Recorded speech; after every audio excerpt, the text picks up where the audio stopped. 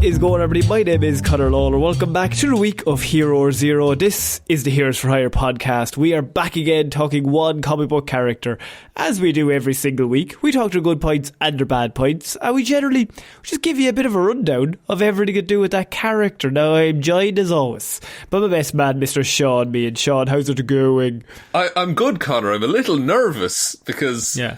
You've told me you've gone mental with Hero Zero this week. I've gone so mental that I've picked up my favourite hero that has brain damage. What? I'm right here, Conor. I would not describe you as a hero. Oh, with brain damage? I seen you running children back into burning buildings. Yeah, I want them to be warm. They'll catch their death out there. Quick, orphans, it's cold out here. Back in we go. You'll catch a chill, Timmy. So this, Sean, it is somebody's first episode. They don't have to do anything. They can just chill out. But if it's your second or above, we'd really appreciate 5 stars, a like, a follow, a share, whatever way you could support the show. That would really help us out.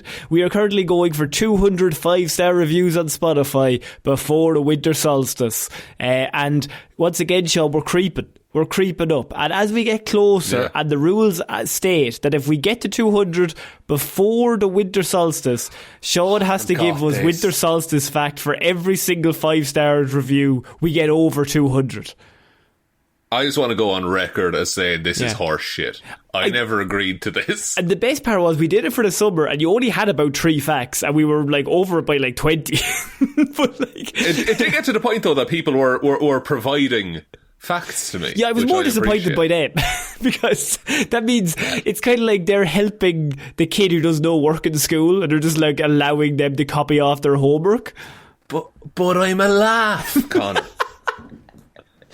He's a wild card, but I'm glad he's in our deck. We also have a Patreon if you want to support us over there, and every single month we do brand new movie reviews, and this month we've got 2 months left in the 2 days left in the month, Sean, so it's a secret what we're doing. But the post has got up on the Patreon. People are throwing in ideas. The patrons get to choose, so we don't get a choice, and it's normally bad. I will say as well, patrons, dickheads though they are the reason that all of these shows are ad-free, so you can thank them for that, folks. Dickhead is the right word at the start, Yeah, they are bullies. We don't like them. Whenever I introduce anyone that I like, I go, dickhead as they are. They're alright though. They're alright in my book. Dickheadedness notwithstanding. So Sean, enough of all that stuff, because I think it's very important that we do get into the report, because this week I'm going to be covering a Green Lantern that we know very well from recent events. No, you're not doing this, Sean. Conor. Sean, have you ever seen a bowl cut in action? By God, I have, and it's the worst haircut of all.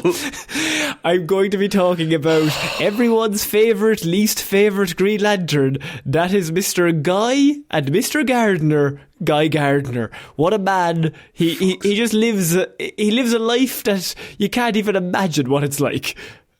Buckle up, folks. I'm not going to be saying much this episode, I don't think. Yeah. So, Green Lantern, I'm going to say Green Lantern, I mean Guy Gardner, is another example of how minor characters can become massive stars. After his debut in Green Lantern 59, he existed for years at like a level of like trivia night. So like, the question was like, besides John Stewart and Hal Jordan, who's the other Green Lantern from Earth?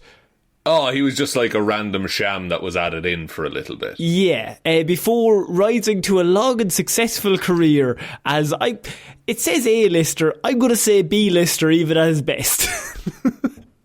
Yeah, he's also like, people like to dislike him is the vibe I get. To me, Guy Gardner has always... Kyle Rayner's my favourite Green Lantern. Now, that's obviously very subjective. Hal Jordan's the classic. You got John Stewart. You got Chip. If you're really... Kilowog, obviously. Legend. Yeah. But Guy Gardner's... He had some good ideas. Let's hear him out. But I think Guy Gardner gets a bad rep. I throw him to the same area as I throw Damian Wayne, and I think it's right. They're shithouses, but in a certain way, you kind of like them because they're a shithouse. They're unapologetically a shithouse. Yeah, and what I liked about Guy Gardner and Superman was that, yeah, he's a shithouse and he's a piece of shit and, like, he's just a dickhead. But he also backs it up in that he's really, really capable. Yeah, and I think he's one of the most fascinating, like, complex superheroes probably in comic books, because he covers a lot of ground between, like, he's a hero, but also he's clearly not a perfect person. But then the Lantern Ring picked him, so he must be pretty noble and pretty, like, his willpower is really strong. He's pure of heart. The Ring wouldn't pick him otherwise, but simultaneously really rough around the edges. So it's like he's secretly a good person deep down, and the Ring knows, but on the surface level, complete dickhead. And even he might not know that he's a real good person deep down. So his first appearance was in Green Lantern Volume 2, number 59, which was in March of 1968, and his creators were John Broome and Gil Kane. Now, Guy Gardner was born in Baltimore, Maryland, to parents Roland and Peggy Gardner. His father, abusive alcoholic, not a nice man. Classic origin. He has a very sad origin story, Sean. His brother Mace is somebody that a young guy idolised, his older brother. He was like, you're the best thing ever. Mace eventually becomes a cop, and after years of taking beatings and trying to impress his parents, Guy finally gives up, realising that they're always going to like Mace more than they like him. So instead, he does the opposite. He turns into a juvenile delinquent, frequently getting into trouble and breaking the law as an outlaw and a criminal.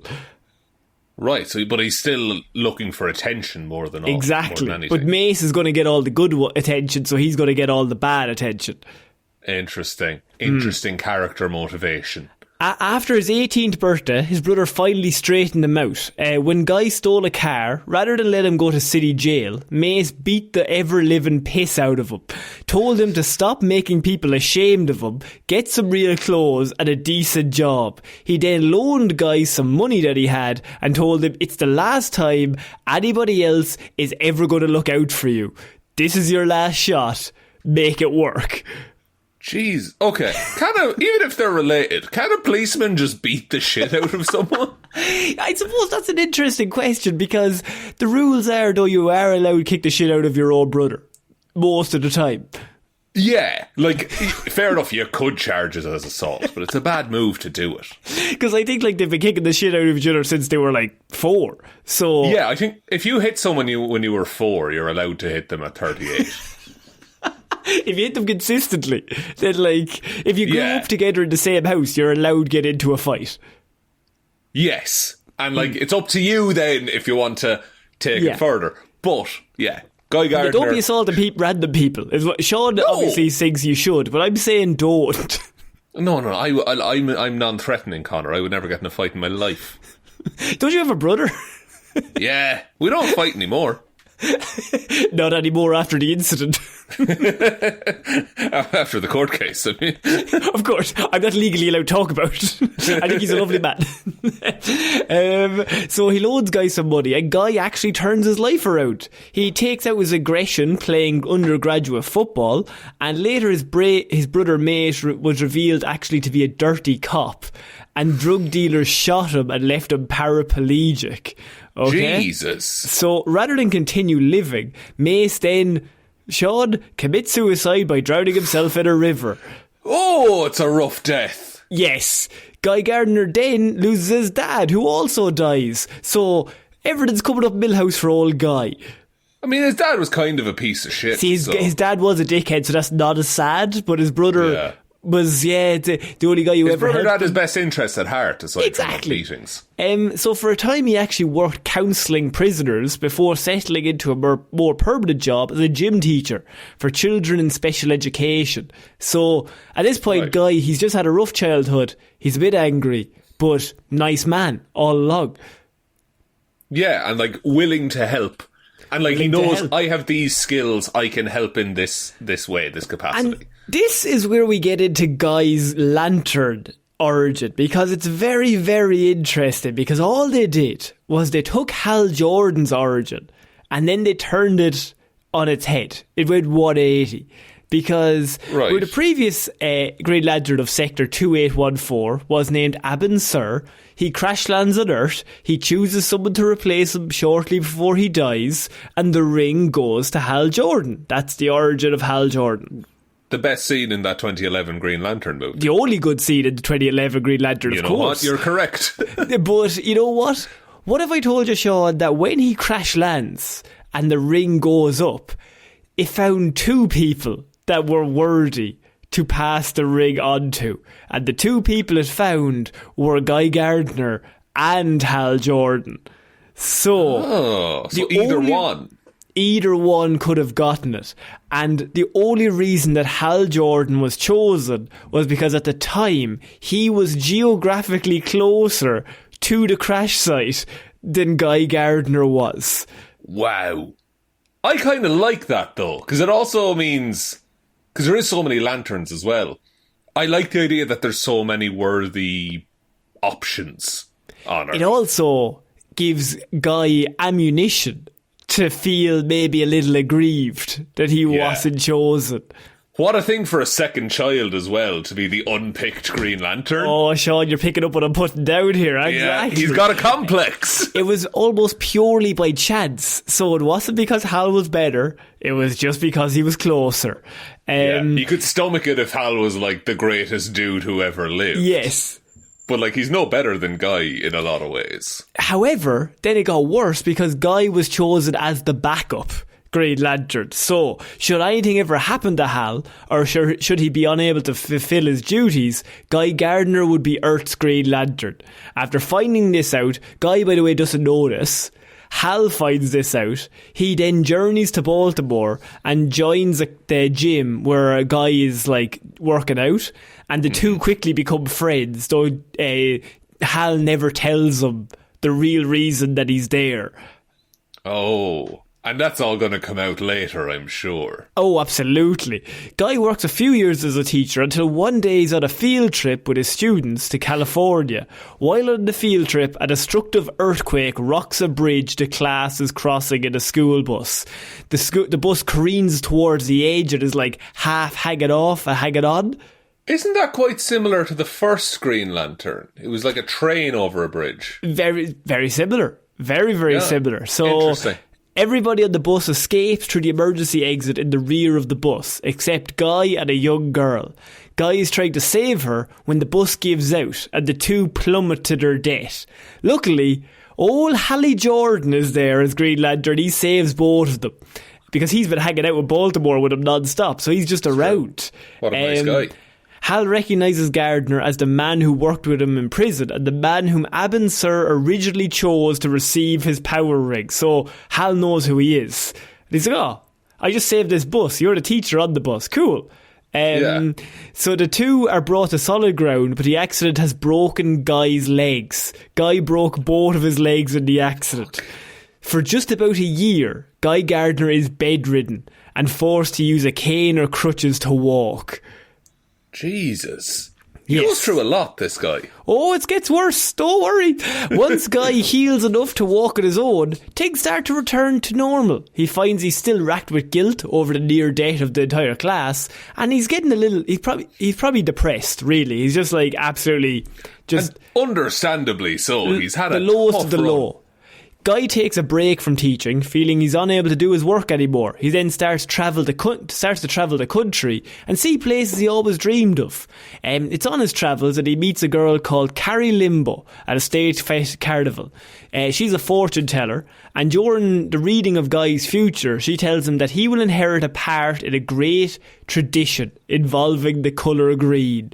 Guy and Carrie soon fall in love, and she joins him while he travels the country. They get engaged, and everything is starting to... Oh, it's looking up. And thank you everyone for listening to this episode. Guy actually kind of reminds me of Speedy. Yeah, I was trying to think, and like, it's the Speedy, it's the Eddie Brock. Yes. Like the Flash Thompson, just horrendous things happening over and over again. Every time you have a happy moment in a comic book, everyone's just kind of waiting for the rest of the thing to happen, so it's horrible. they're waiting for the other shoe to drop. Exactly. Like, Now, unknown to Guy, Hal Jordan began to have trouble charging his power rig at this point. Assuming it was as a you get older, you know, the stress of daily life. We're not trying to sell you anything, but there are pills. There's off-brand Viagra you can buy now. For your Green Lantern rig. His rig still doesn't work, but he's really excited about it. Yeah. See, Hal Jordan began to have trouble charging his power rig. Assuming it was a problem stemming from the central power battery, which is on like OA, which is the Green Lantern hub. I know the Green Lantern hub. I'm just telling everybody else, Sean. Hal decides to go there and investigate the problem. He's going to leave Earth, but before leaving, he's going to go away. Sorry. Okay. Do you think he says that every time? I think so. I would. And Guy is just getting madder and madder. It's like, shut up. So before leaving, he confronts Guy about being a Green Lantern and what his role has been. He tells him everything, that he should have been Green Lantern, but he was Green Lantern, but you should have also, you were just as worthy and you've been the backup, but you weren't the backup. You could also be a Green Lantern, like the ring is fine with that. Hal leaves him with a new power ring and Hal's old lantern that doesn't really charge anymore. Hal didn't know what the problem that he was having was actually inside that lantern. So as a result, when Guy gets his first big break as a lantern and he goes to power up his ring, the battery explodes. And Guy is severely injured and suffers a concussion when he tries to charge his ring for the first time. From what I know of Guy, he's not going to be happy about this. Well, the thing about this shot is everyone thinks he's dead because they can't find a body, and in comic books, he's dead. Okay? Now, in reality, through a comic book sense of, you know how it is in comic book, Sean, we can't ever have someone who's actually dead. He was instead flung into the Phantom Zone for some unknown reason. Oh, I thought it was only Superman could access that place. That's cool. I mean, the answer is, shut up.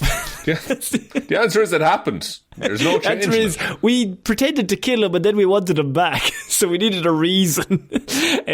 So he goes to the Phantom Zone, and you're not going to believe this, Sean. He spends a lot of time getting tortured and really severely just having a terrible, terrible time in the Phantom Zone when everyone thinks he's dead. Who tortures him? What did they do to him? Because all the monsters the Superman has put there are all there. Right, that's fair, actually. Yeah. No, it wouldn't be fun. But, Sean, it gets even worse, because how do we come up... So he's getting tortured by all this horrible stuff, right? And obviously that's not great. But how do we emotionally ruin the man? Because he's had it too good for too long. Give him a shit haircut. Well, we'll get to the shit haircut. Well, while he was in the zone, apparently he was able to look out into Earth.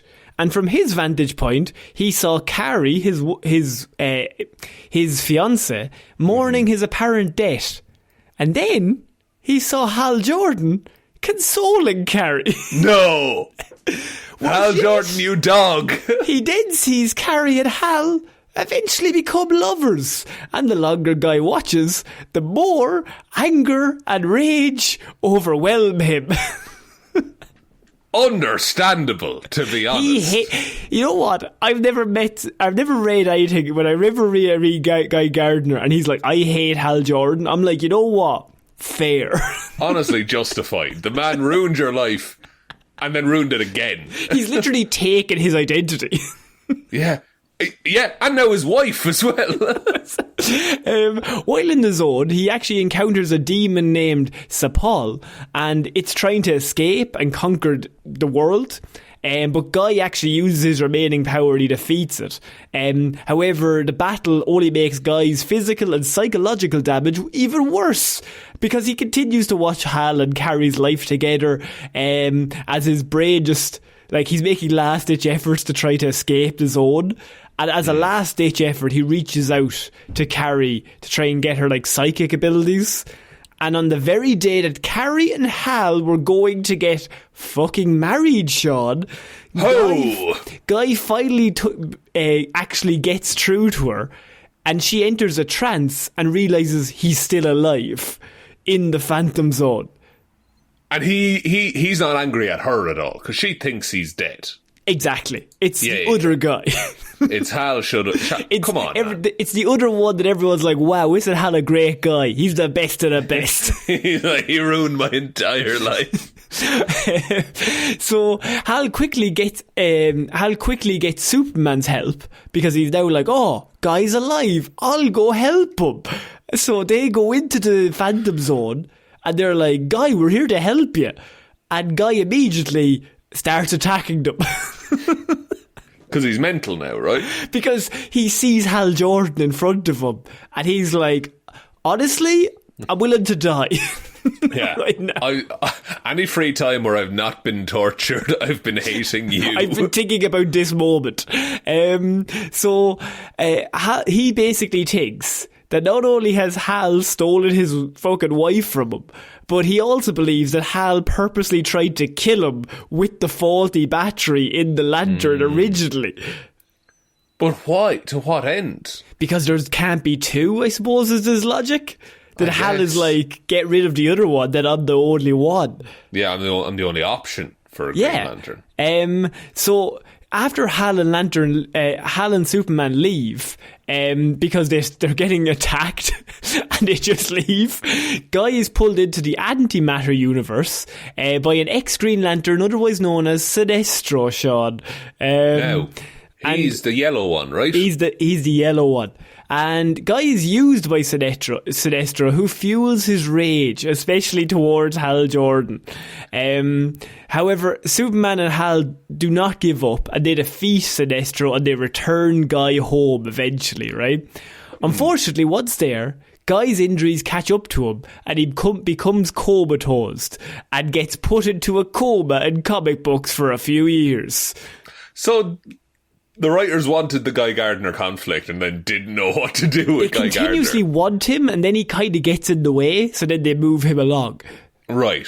Until, they just put him in stasis until another writer has an idea. But what could be worse, right? So all of the terrible things that have happened, but he's still the backup lantern, okay? Mm-hmm. That if anything happens to Hal, he's the next one up. Until he's deep in his coma. Because, unfortunately, while he was in his coma, Hal Jordan had to leave, right? Yeah. And he had to go away. He had to go away. And, unfortunately, Guy's out of action. He's in a coma. So the one time that Hal is going to leave and he's not used. He can't be used. He's out of action. So instead, John Stewart gets called in as the next man up. That's good for John, but shit for Guy. And John has now walked into a shitstorm and he doesn't even know. Because now Guy hates John, presumably. But John doesn't even know who Guy is. No, John doesn't know any of this. After this, the being known as the Anti-Monitor, there is a massive storyline in which the Anti-Monitor comes in, and he's comprised of antimatter energy, and he's devouring entire universes. So take Galactus. Let's go Galactus. Galactus, but universes instead of worlds. Exactly. The very fate of the entire multiverse is at stake. This is the Crisis storyline, when suddenly Guy is the most important character in comic books, suddenly. They haven't used him in 15 years, but this is like 1985, and they're like, Guy's gonna come in, right? So the Guardians of the Universe, they're the guys looking after everything. They detect the fact that this anti-monitor is going to destroy everything. So they want to put together a team. So they create their own power battery and they begin assembling a small Green Lantern strike force. But Hal's no longer around, so the first Green Lantern chosen is Guy Gardner. And he's told that even though he was only Lantern for like a day or two, he exhibited a level of willpower never before seen, and they wanted him involved. That's interesting. So he has more willpower than... Like, you can quantify willpower. You can't really quantify it. So they realise that he's the one they want, and they wake him up from his coma. And they then tell him, you're in charge. You're the new leader of our strike force to go take down the Anti-Monitor. And what's worse in this storyline, and I always remembered, is Hal Jordan shows up. And Hal is kind of told at the time to like, hey, keep an eye on Guy. Which is such, if you're Guy, an annoying thing. That Hal's just kind of flying around, just like keeping an eye on him, making sure he does everything. Micromanaging him, like... Yeah, because he already hates him. I'd hate him too, he's a prick. So Guy is tasked to lead the assault force, and they assemble and try, and the force that he assembles is like this weird selection of people. Like he brings up some of like Hal's old villains in to kind of join his team because he's going to do things completely differently. And they eventually go into the battle. And they fight, but then what happens is Hal Jordan and him fall out in the middle of the battle. Then Jon Stewart shows up, and then they're all fighting. The three of them are fighting each other, and the Anti-Monitor is still over there to the side. Yeah, they're having little squabbles while the Eater of Universes is fucking looking at you. So eventually there's like this big massive there's this immense battle for some time. Jon Stewart eventually wins, and he imprisons Guy. He then sends Guy's team back to Earth, and the Anti-Monitor is eventually stopped by several other heroes. But that was like Guy's big break, that he gets involved. Yeah, and he's leading a team. He's leading a team, and you could say Hal fucks it up for him, but he kind of fucks it up himself. But Hal's there really annoying, being like, I'm the best Green Lantern. I'm here to look after you, little kid, little brother. Yeah, like it's... Hal being there made Guy less effective. And that's a fault on both of them. Now, in terms of after the crisis, the remaining Guardians are freed, and Guy is held accountable for his actions, and he's told that he needs to remain a Green Lantern. He has to go train and help them rebuild after years, so for a few years. So right. Guy unhappily agrees to their demands, but after all this, Guy becomes even angrier and more violent than he had been, and his ego zooms off the charts because now he feels like he's being punished for something that they asked him to do originally. Yeah, and he's like, I'm above this. I don't need to go to school to learn how to be good. Yeah, and so he gains a reputation as a very effective and powerful Green Lantern, but also he's got anger issues and he'll talk a lot of shit. Bit of a loose cannon. He's a loose cannon. He once again becomes an official Green Lantern of Earth and is tasked with a universe-wide recruiting mission. And he then is left as the representative Green Lantern, and this is in 1987, I think. And at the same time, the world realises it needs a new Justice League, and this is when Maxwell Lord comes in and he like sets up his own Justice League in the comic books, and it just so happened that Guy is the Green Lantern at that time. Cool. So Maxwell Lord begins recruiting members for his new team, and Max invites members including Guy, Batman, Blue Beetle, Black Canary, Dr. Fate, Martian Manhunter and Captain Marvel, among others. This marked the beginning of the Justice League International and the beginning of like a more fun-loving and happier time. And these comics are actually really fun to go back and read. Guy often clashes with most of the League, especially Batman. But then most of the League all clashes with each other. Guy, of course, fancies himself the leader of the team, talking all endless amounts of shit, constantly. He was not highly respected by anybody else in the team, though. That's a really funny inclusion. It's like, no one liked him. Most of the members answered to Batman or Martian Manhunter or Maxwell Lord. So when Guy comes in and starts shouting, they're like, fuck off. Guy's like fourth in the pecking order. It's like Ant-Man calling the shots on the Avengers. Exactly. Maxwell even went to Hal and offered him a position on the team. So Maxwell then goes to Hal Jordan and is like, do you want to join the team? But Hal refuses to join if Guy Gardner is also a member of the team. Probably for the best, honestly, because nothing will get done. They're on site. They are on site, they're going at it, right? But he said that Guy's presence is a cancer to the team's integrity. Jesus. Then Max then withdraws his offer, saying he doesn't need Hal's advice for his new team. But Hal's like, any team with Guy Gardner, he's a cancer within the team. He hates him, and Guy hates him. So they hate each other. I can't wait to see like the Kyle Chandler versus Nathan Fillion thing that goes on in the DCU. One famous moment in the Justice League International's time together was when Guy finally challenged Batman's leadership abilities. The argument got heated. Gardner removed his power ring, saying that all he needed was his bare hands to take Batman down. That's pretty cool. Guy was promptly knocked out with a single punch. He woke up angry and he started searching for his ring that was tossed under a computer console.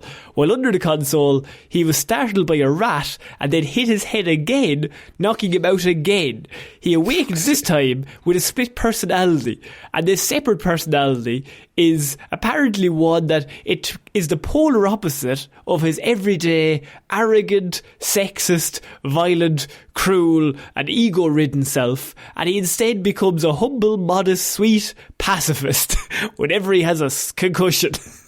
This came up briefly in the Hawkgirl report? It's in the ICE report, because I'm about to mention ICE.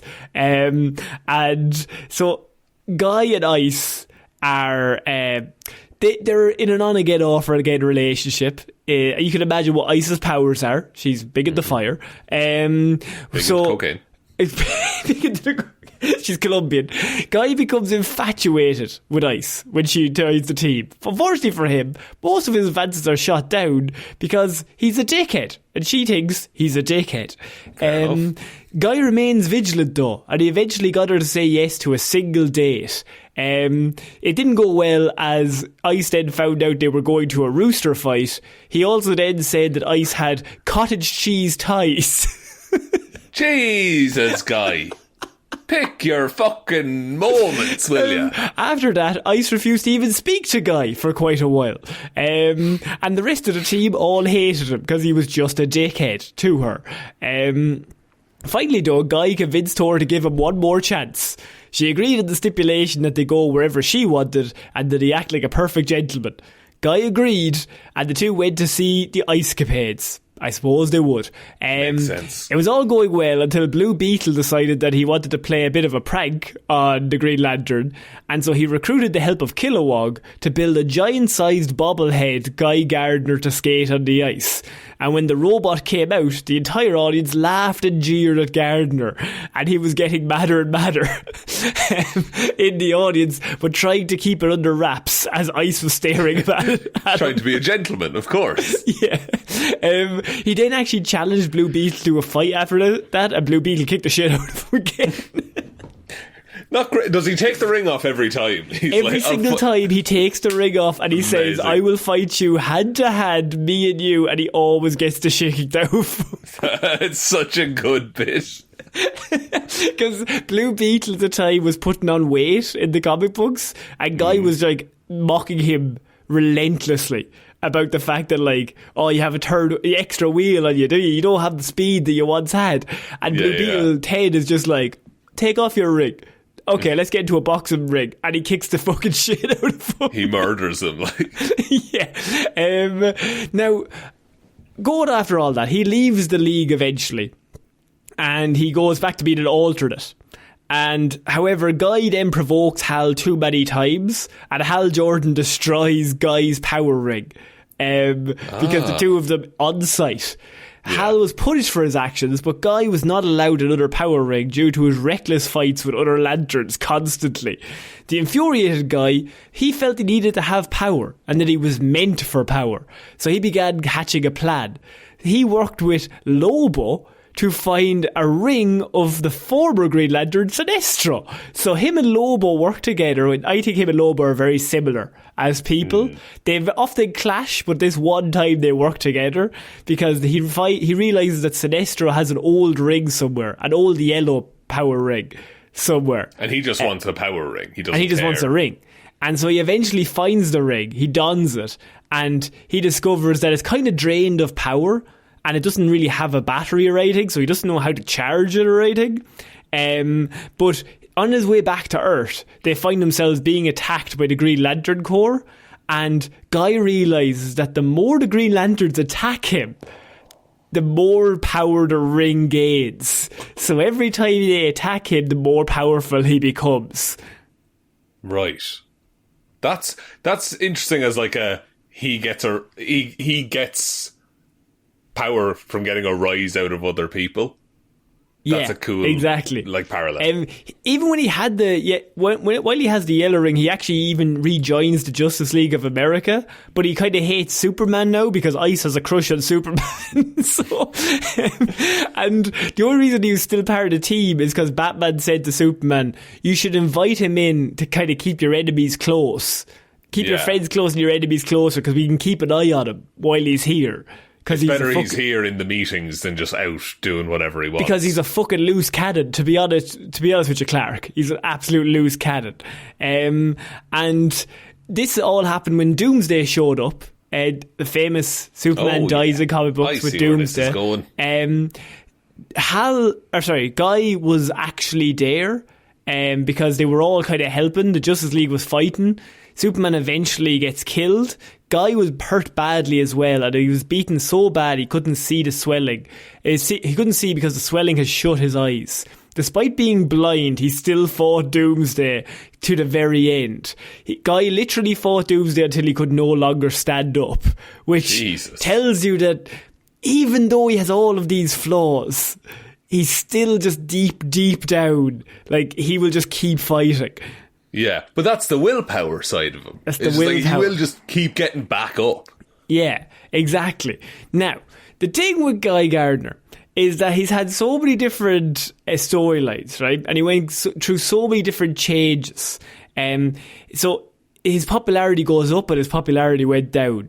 It was kind of if nobody knew what to do with the character. So many different storylines I could have went into here. I mean, he loses all of his rings and then he just gets like a mech suit at one stage and he kind of goes out in like his mech suit. There's another time where he finds out that he's Vuldarian, which is an alien race. Because he doesn't have a ring, he has now powers from an alien race that they want to give to him.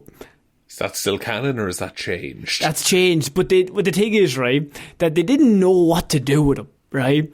And because he's always just used as a foil to Hal.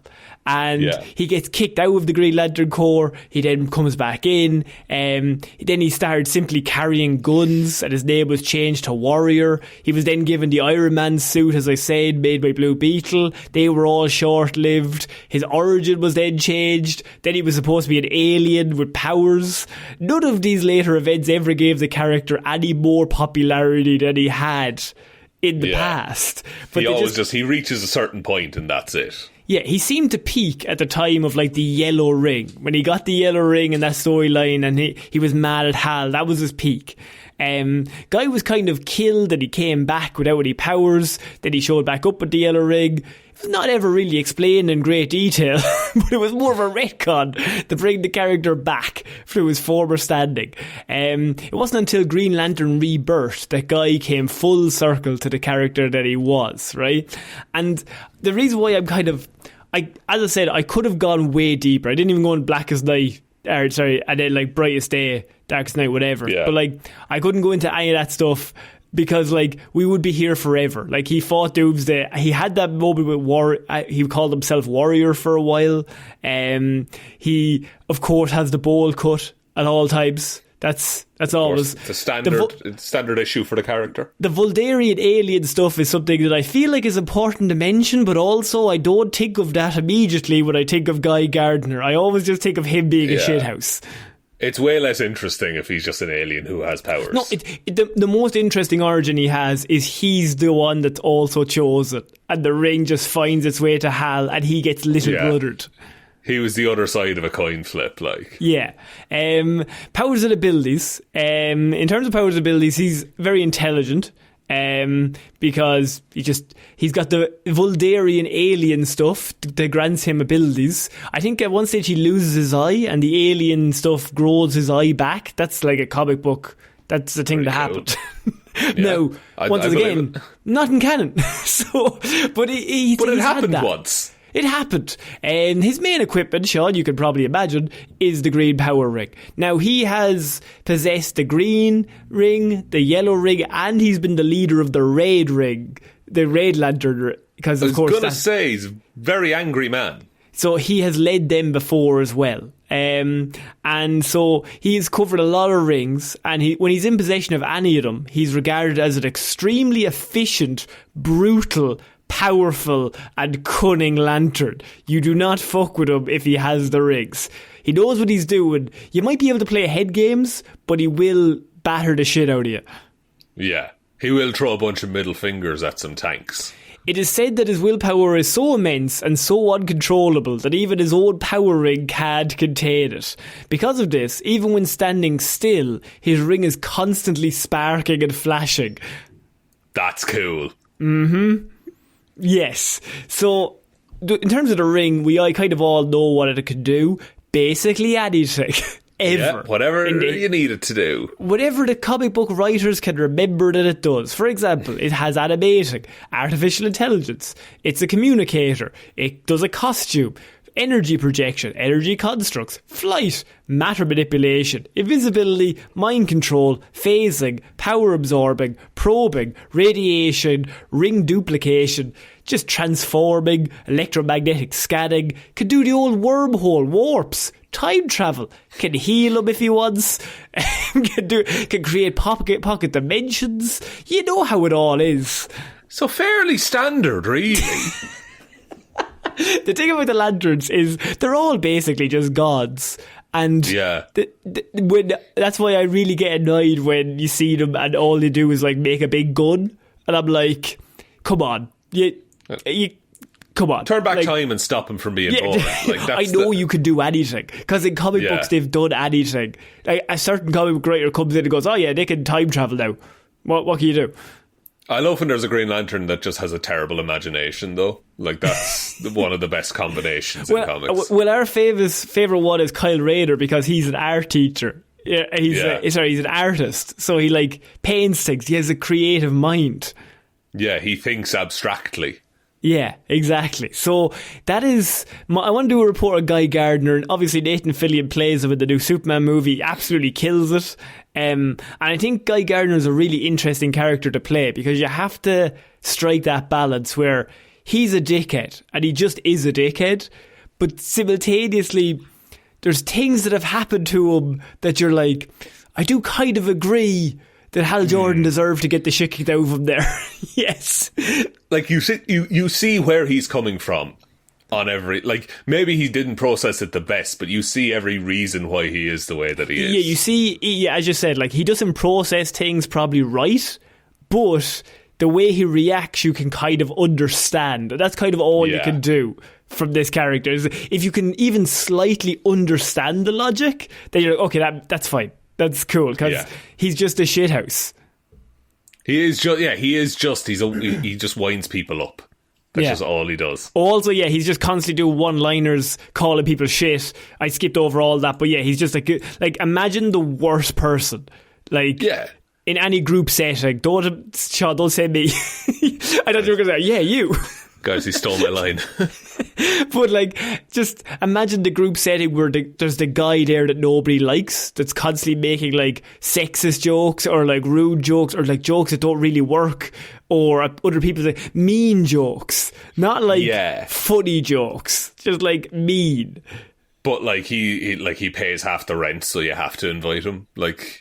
Yeah, but you're kind of like, okay, fine. Like when he was in Justice League International and they all don't like him, I love that because Maxwell Lord's like, we need a lantern, and he's the only lantern around. And then Hal won't join because he's like, if Guy's there, I'm not fucking going anywhere near it. It's like if he could have asked Hal first, he would have been fine. So that's my report on Guy Gardner, Sean. What a report. Fair play, Connor. Thank you. Very good report, very cool character. Would you like me to take us out? Yeah, sure, why not? Thank you everyone for listening to this episode of Hero or Zero. We will be back on Monday with the Heroes for Hire podcast and Weirdos for Hire, and next week with another episode of Hero or Zero.